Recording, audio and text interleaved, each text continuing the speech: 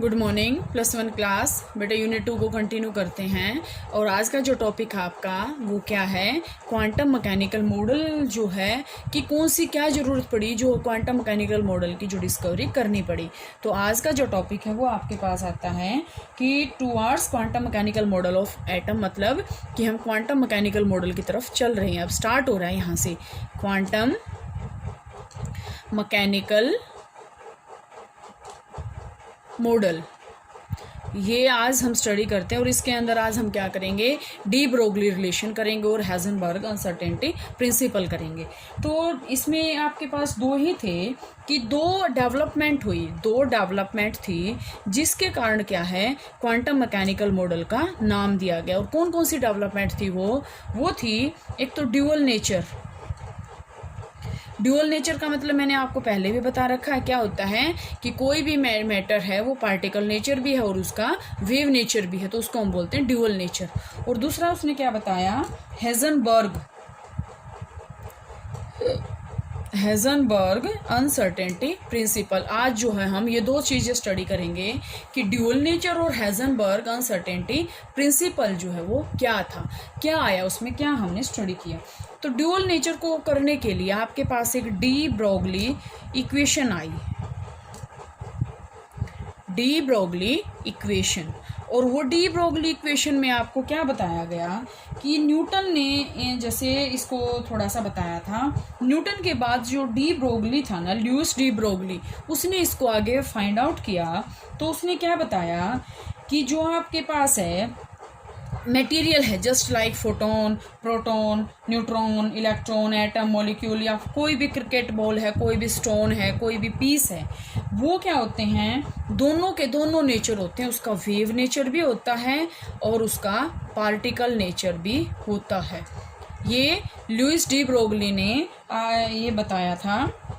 और वो किसके क्वेश्चन पे हुआ था कि कोई भी पार्टिकल है वो क्या पार्टिकल, मतलब एक पार्टिकल की तरह ही बिहेव कर सकता है या वो वेव की तरह भी कर सकता है। तो उसने यही बताया था कि कोई भी पार्टिकल है, कोई भी चीज़ है, वो दोनों नेचर शो कर सकती हैं। तो आपके पास इसमें डेरिवेशन नहीं है डी ब्रोगली इक्वेशन का। तो यहाँ पे डी ब्रोगली इक्वेशन का हम क्या करेंगे, सिर्फ आपके पास क्या है कि इसमें बता दिया, इसने एक एक्सप्रेशन को डिराइव किया। सबसे पहले तो अगर हम देखें तो उसने जो है एक्सप्रेशन को डिराइव किया, और वो एक्सप्रेशन क्या था, वेवलेंथ को कैलकुलेट करने के लिए, वेवलेंथ की कैलकुलेशन के लिए जो आपके पास यहाँ पे आया उसको हमने क्या बोला, डी ब्रोगली इक्वेशन। और वो क्या थी कि उसने एक पार्टिकल ले लिया, एक पार्टिकल की स्टडी की जिसका मास कितना था, m, ठीक है। और वो उसकी वेलोसिटी थी विद वेलोसिटी v।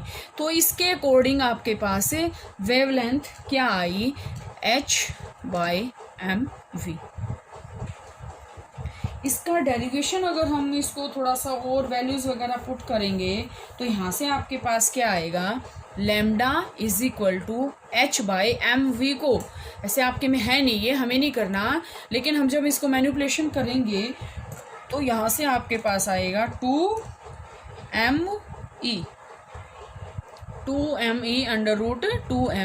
ये भी आपके पास क्या होती है, डी ब्रोगली इक्वेशन होती है, ठीक है।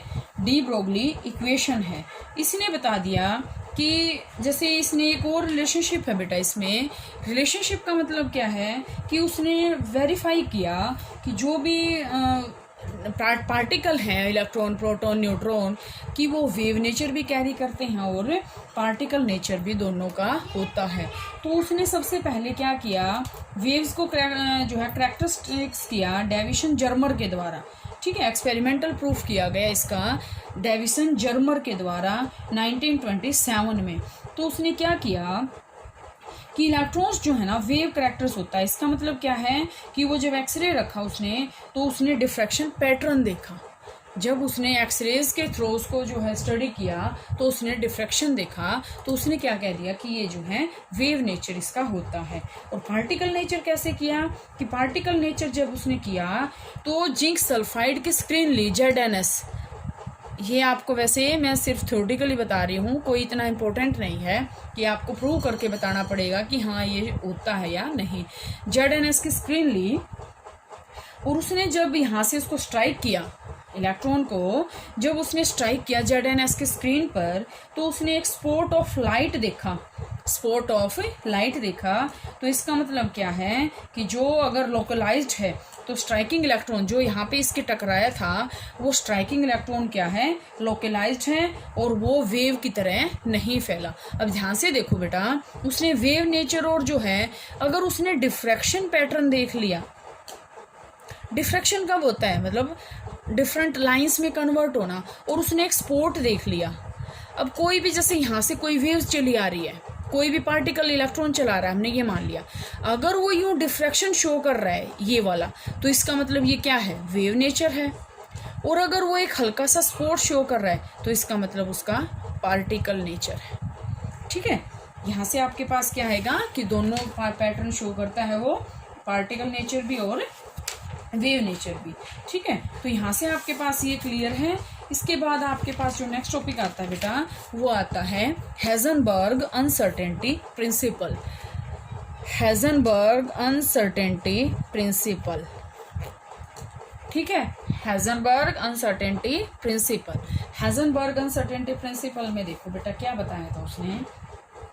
एक तो सबसे पहले ये इसने जो है माइक्रोस्कोपिक पार्टिकल के लिए बताया था, ये मैंने आपको पहले भी बताया था कि this is applicable only to the microscopic particle, कि ये सिर्फ माइक्रोस्कोपिक पार्टिकल के लिए ही हम अप्लाई कर सकते हैं, मैक्रोस्कोपिक पार्टिकल के लिए हम अप्लाई नहीं कर सकते। अब जैसे मैक्रोस्कोपिक पार्टिकल है तो उसका तो हम मास भी, वेलोसिटी भी, मोमेंटम भी, सारा कुछ फाइंड आउट कर सकते हैं, लेकिन मुश्किल तो है ना माइक्रोस्कोपिक पार्टिकल की। तो हेजनबर्ग अनसर्टेनिटी प्रिंसिपल ने क्या बताया था कि इट इज़ इम्पॉसिबल, इसमें आपको क्या है कि इम्पॉसिबल है कि हम दोनों चीज़ एक ही साथ एक्यूरेट सर्टेनिटी के साथ जो है फाइंड आउट कर सकें। It is impossible to determine the both simultaneously both the position and momentum of a small moving particle, कि small moving particle का, small moving particle का अगर हमें मास भी, सॉरी पोजीशन भी और मोमेंटम भी अगर हमें फाइंड आउट करना आ जाए तो वो क्या होता है, इम्पॉसिबल होता है। इसका मतलब क्या है, इसका प्रिंसिपल का आपके पास मैथमेटिकल डेरिवेशन क्या होता है, delta x into delta p nearly या greater than equal to h over 4 pi, nearly equal या फिर greater than h over 4 pi. और हम इसको क्या कर सकते हैं, delta x dot delta p nearly equal to h over 4 pi, यही यहाँ पे डेरिवेशन है। और इसी के बेस पे आपके क्या होते हैं, जो है न्यूमेरिकल्स भी आते हैं, यही आपके पास जो है वो चलेगा, न्यूमेरिकल में यही फार्मूला आएगा और यही आप इसको करेंगे। अगर हम इसका सिग्निफिकेंस देखें तो सिग्निफिकेंस क्या होता है, हेजनबर्ग अनसर्टेनिटी प्रिंसिपल का अगर हम सिग्निफिकेंस फाइंड आउट करते हैं या सिग्निफिकेंस अगर हम पढ़ते हैं तो यहाँ पे आपके पास क्या है कि जो आपके पास माइक्रोस्कोपिक पार्टिकल है ना, उसकी स्टडी जो है हम जो है कर सकते हैं। ठीक है, उसकी स्टडी हम कर सकते हैं। हेजनबर्ग अनसर्टेनिटी प्रिंसिपल है, जैसे कि यहाँ पे आपके पास क्या आएगा कि इसमें डी ब्रोगली इक्वेशन की तरह हेजनबर्ग अनसर्टेनिटी प्रिंसिपल भी सारी की सारी ऑब्जेक्ट्स के लिए है, लेकिन है तो सभी के लिए, लेकिन सिग्निफिकेंस किसके लिए है, माइक्रोस्कोपिक पार्टिकल के लिए, माइक्रोस्कोपिक पार्टिकल के लिए है ये। ठीक है, माइक्रोस्कोपिक पार्टिकल के लिए हम इसको अप्लाई करेंगे। तो अगर हम यहाँ से लें कि जैसे आपके पास कोई भी एटम है, ठीक है, उसका जो है आपको मास गिवन है, वेलोसिटी गिवन है, तो यहाँ से हम उसका जो है चेंज इन, जो यहाँ से हम इसका जो आपके पास है delta x dot delta p is equal to h over 4 pi, तो आप से यहाँ से कुछ भी पूछ ले तो हम उसका यहाँ से फाइंड आउट कर सकते हैं। ठीक है, डेल्टा वी ही पूछ ले, ठीक है, क्योंकि डेल्टा पी आपके पास क्या होता है, डेल्टा देखो ध्यान से, change in momentum is equal to m delta v ठीक है, तो आपको कंफ्यूज नहीं होना। अगर मास गिवन है, चेंज इन मोमेंटम कोई नहीं देगा आपको, या तो मास देगा या वेलोसिटी देगा, तो वो आप इसको फाइंड आउट कर सकते हैं। मास और वेलोसिटी दे दिया तो हम डेल्टा पी की वैल्यू को फाइंड आउट यहाँ से कर सकते हैं। ठीक है, अब यहाँ से आपके पास और क्या आएगा, एक मैंने आपको इसमें करवाया था कि इलेक्ट्रॉन जो है न्यूक्लियस के अंदर एग्जिस्ट नहीं करता, ये भी इसके अंदर आया था। हमने इसके अंदर क्या किया था, देखो delta x dot delta p is equal to h/4 ये आपके पास डेरिवेशन होता है। अब मैं इसको ये कर दूँ delta x into m delta v, हमने क्या कर दिया, डेल्टा पी को रिप्लेस कर दिया, यहाँ से क्या आ गया h/4। अब हमें डेल्टा वी निकालना है, वेलोसिटी निकालनी है ना उसकी, कि वो उसके अंदर एग्जिस्ट क्यों नहीं करता। तो यहाँ से आपके पास क्या आ जाएगा, h/4 m डेल्टा एक्स, सारी वैल्यू पुट कर दो। तो यहाँ से जो आपके पास आएगी वो आएगा इसका 5.79 इंटू 10⁻⁹ मीटर सेकेंड इनवर्स। अब देखो ध्यान से, सी स्पीड ऑफ लाइट कितना होता है, 3 इंटू 10⁸। इससे क्या हो गया, ये ज़्यादा हो गया। इसका मतलब क्या है कि ये जो है इलेक्ट्रॉन जो हैं इसके न्यूक्लियस के अंदर एग्जिस्ट नहीं कर सकते। ठीक है, अब आपके पास आता है कि बोहर मॉडल फेल क्यों हुआ, बोहर मॉडल की लिमिटेशन, या फिर आपसे पूछ लिया जाए कि फेलियर, रीजन फेलियर के of Bohr's model. Bohr model का अगर आपसे रीजन पूछ लिया जाए कि ये फेल क्यों हुआ, तो इसका रीज़न था कि सिर्फ इसने हाइड्रोजन लाइक पार्टिकल के लिए ही मोस्टली स्टडी की, हाइड्रोजन लाइक पार्टिकल के लिए ही इसने स्टडी की, बाकी पार्टिकल की इसने कोई भी बात नहीं बताई। तो यहाँ से आपके पास ये आएगा बेटा, ये यहाँ से कंप्लीट हो गया आपका। ये तो थी आपके पास बोहर मॉडल और leading developments to the quantum mechanical model, कि क्वांटम मैकेनिकल मॉडल की ज़रूरत क्यों पड़ी, क्या क्या करना पड़ा। अब नेक्स्ट आपके पास मेन आएगा क्वांटम मैकेनिकल मॉडल।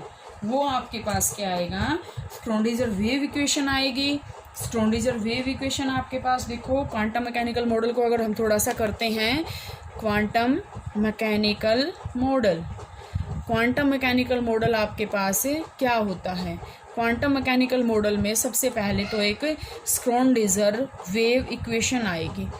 ठीक है, स्क्रोडिंजर वेव इक्वेशन आपके पास क्या आएगी बेटा, देखो ध्यान से, कर्ली स्क्वायर साई, 3 कोऑर्डिनेट्स में आएगी, curly x square plus curly square psi over curly y square plus curly square psi over curly z square plus 8 pi square m over x square.